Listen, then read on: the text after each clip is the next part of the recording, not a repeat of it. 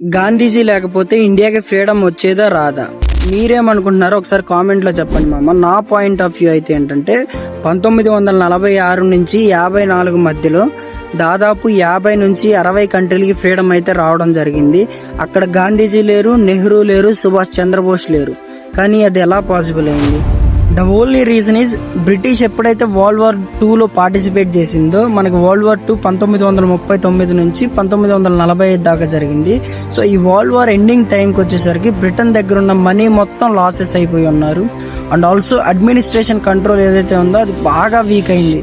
So కొన్ని స్టేట్స్లో administration control పూర్తిగా డౌన్ అయిపోయింది అనమాట. That is the only reason స్లోగా కొన్ని కంట్రీస్కి బ్రిటన్ ఫ్రీడమ్ ఇవ్వడం అయితే జరిగింది. ఇండియా ఫ్యాక్టర్కి వచ్చేలోపు బ్రిటిష్ అడ్మినిస్ట్రేషన్ కంట్రోల్ ఫ్యాక్టర్ ఏదైతే ఉందో అది ప్లస్ ఎవరైతే ట్రైన్డ్ సోల్జర్స్ ఉన్నారో బ్రిటన్ ఆర్మీలో మన ఇండియన్స్, వాళ్ళు ఇండియాకు వచ్చేసి బ్రిటన్కి అగైనెస్ట్ అవడం స్టార్ట్ చేశారు. That is also one of the important factor. And నా పాయింట్ ఆఫ్ వ్యూలో ఏంటంటే గాంధీజీ లేకపోతే ఇంకా మనకి ఫ్రీడమ్ ఇంకా 20 సంవత్సరాల ముందలే వచ్చేది. సో మీరేమనుకుంటున్నారో just comment it now. Thank you.